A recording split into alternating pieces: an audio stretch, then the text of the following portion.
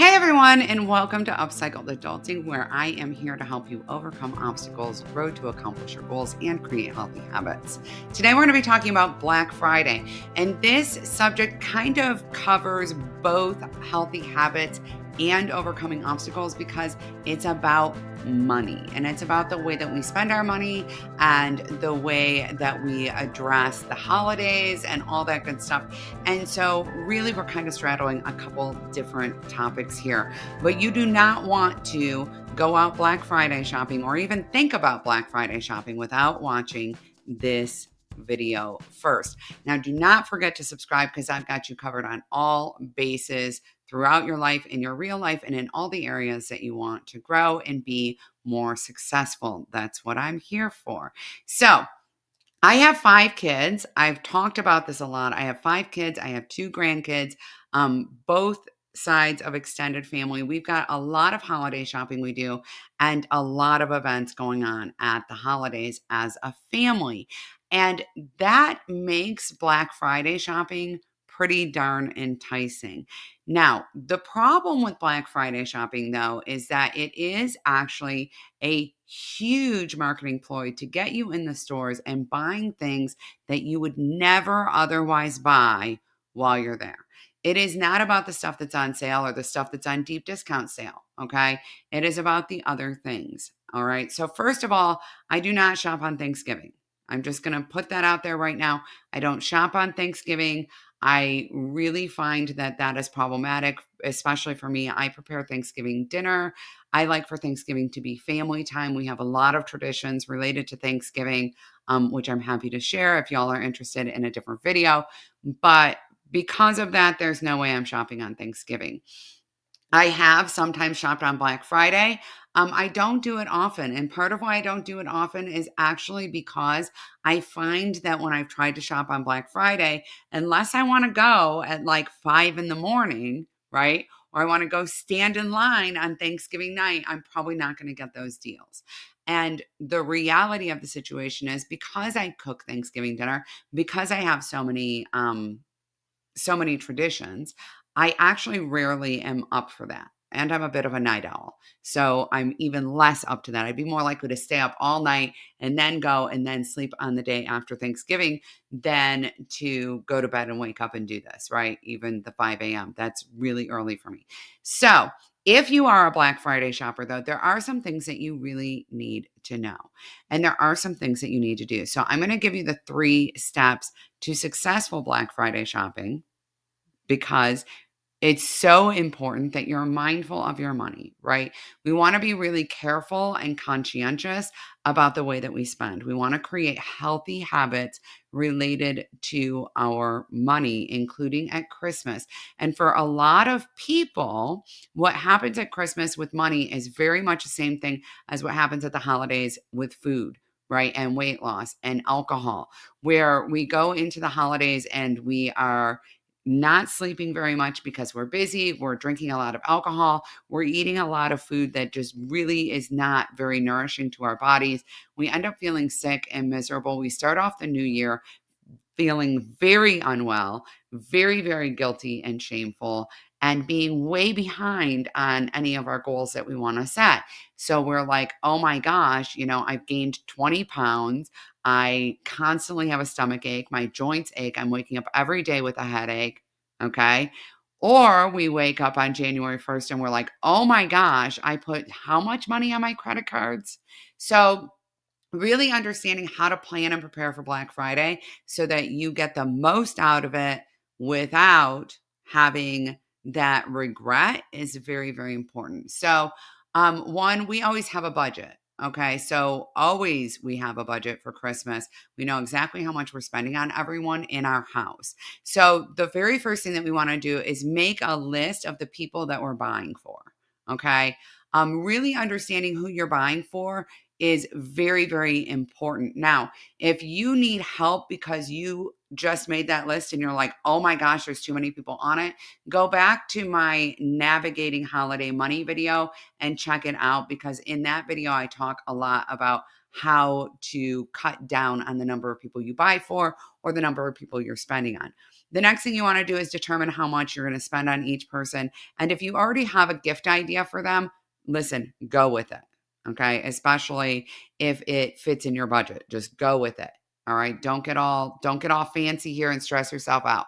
The ones that you don't have ideas for, that's where you can actually really look through those Black Friday circulars or those Black Friday sales and see what you might want to get them that might be on sale. Okay. I recommend picking a couple ideas and really narrowing down which stores you're going to go to. All right. So, what I like to do with this is I make a list. I'm going to these 3 stores, and these are the things I'm looking for, and these are the Black Friday prices. Okay. When I go to those 3 stores, if I don't find those items, I don't buy anything. I don't buy the item at the higher price. I don't buy a different item. I do not buy anything. Why don't I buy anything? Because I need to recollect myself. Okay. So you're going to make that Christmas list. You're going to determine who you have you're going to determine your budget, and anybody you don't have an idea for, you're going to make a shopping list. Okay. So now you've got your Christmas list and your shopping list for your gifts. The next thing you want to do is add to that list anything that is exclusively on sale on Black Friday. I know that sounds really wild, but there's a lot of things that actually go on sale that you may need for your household. And so you want to pick those up at the best price. That's just the reality. When I get into Cyber Monday, this is going to be a big deal because this is a bigger thing on the internet than it is in person. But if one of the stores, for example, if Petco has dog food on a Black Friday special, go stock up on dog food. Okay. I understand that it might cost more now, but as long as you're saving it going forward and it's something that you're already going to use, do it. So you want to add those items to your list as well. Now, here's the most important thing. Stay in budget. Okay. So you figured out who you need to shop for and created a budget for them and gift ideas. You made a list, okay, of what you're going to get at every single store that you're going to go to and which stores you're going to go to for what. Okay. And now you've added anything that you're going to use yourself in your home or that you've been needing, right? You've been like, I really, really want an Instant Pot and it's on sale right now. This is the time to get it. Okay. And then what you're going to do is only buy the things on your list. I cannot emphasize enough how important it is to only buy the things on your list. Okay. The only exception to that is any kind of stocking stuffer things that are on sale that you already know you need. Okay. It's the only, and by the way, by stocking stuffers, I mean things that are under $5, little stuff. Okay. I'm not talking, if you guys put big things in your stockings, maybe we need to have a different conversation a different day.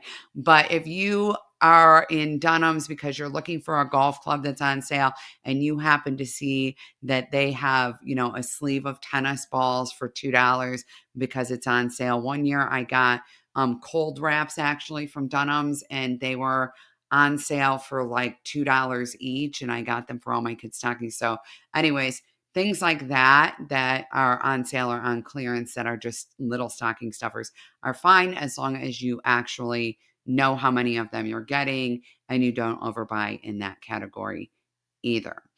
Now, one of the things that is really important to me is to stay on budget for the holidays. And when I say on budget for the holidays, generally speaking, I want to never spend outside of what I can pay off at the end at the next billing cycle. So trying to manage how much you're spending on interest is a very, very big deal. So really what we want to do is as much as we can, we want to do holidays cash. Okay. We do not want to rack up massive debt on our credit cards for the holidays. It is incredibly problematic. What I would recommend that you do is start a sinking fund after the holidays where you put a certain amount into that fund every single week or every payday. And that's what you use to pay for your holidays next year. However, you probably don't have that yet because you're just now watching this video. Okay. When you start off with a lot of debt, it's hard to create the sinking fund because you have to pay the debt that you already have. All right. And you're paying more than you would need in the sinking fund because you're paying interest. So we really want to make sure that we're sticking to that list and that we're being mindful of how much we're spending at the holidays, that we have a budget, that we are careful about that budget and we don't blow the budget. Now, you're going to find all kinds of content here about how to do this. If it's 2022, you'll see in a week, I'm going to put out a small step that's going to teach you exactly how to create your Christmas budget. If it's after the holidays in 2022, that video is already out, so go look for it. And you can always check Navigating the Holidays Money. That's another video I have about this. This is a serious, important thing. Okay. I know that we sometimes don't recognize that and we think we get really caught up in like, I want my kids to have a great holiday. I don't want to be the person who doesn't bring a gift to you, things like that. I need you to know that the people who love you, okay, don't care about that. I understand that it's breaking tradition. I understand that they may care that it's breaking tradition, but to actually put you in a situation where it's financially unwise or harmful is really unreasonable. Listen, it's really unreasonable for people to expect that. And when it comes to your kids, it can be really amazing to create memories. Okay. And to teach your kids actually what is the most valuable thing. And I know that this process is not easy. I understand that the process is not easy. I understand that you want your kids to have all the gifts under the tree that all their friends have, et cetera, et cetera. One, it's really, really a dicey area to even be talking about how much stuff you got for Christmas versus the other person got for Christmas. That is its own thing. That's something that didn't really happen as much when I was younger. It was just kind of considered impolite to talk about that. But the other thing is that's really important is the stress, right? Your kids don't need or want for you to experience the holidays filled with stress. They might not understand the financial stuff right now, but they will. One day they will.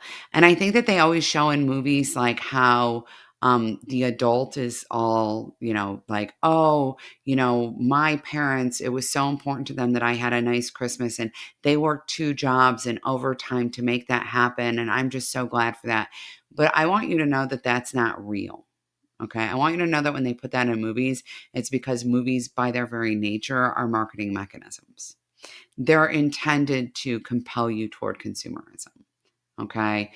I don't know a single adult, not one single adult, who has ever looked back on their childhood and said, I'm glad that my parents stressed, that my parents took on second jobs, that my parents to put gifts under the Christmas tree. I don't know a single person who has ever said that they appreciate that they had a pile of gifts, but that their parents worked 70 hours a week to make it happen.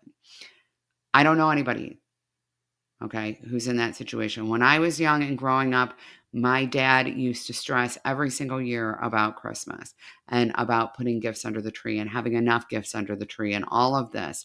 And I remember one year as a teenager asking him to not get me any gifts because I just wanted to be able to enjoy Christmas with him. And it takes away from that enjoyment. Okay. So please stop overspending on Christmas. Please don't walk into Black Friday shopping as a free for all. Please have a budget, know what you're buying, go there and get what's on your list and make that all. And don't forget to add the things that you need that you can save on right now, if that's in your budget. Okay. And I know sometimes it isn't. By the way, include it when you create your sinking fund budget next year. All right, I'm going to be talking about Cyber Monday next. Don't forget to subscribe. I'm going to help you with all things related to the holidays. And obviously, what I'm all about is helping you build the life that you deserve, which is the one you've been dreaming about. because you are amazing and you can have that life. You deserve to have that life. It takes intention, but you can totally make it happen. I believe in you. I'll see you next time. Bye, everyone.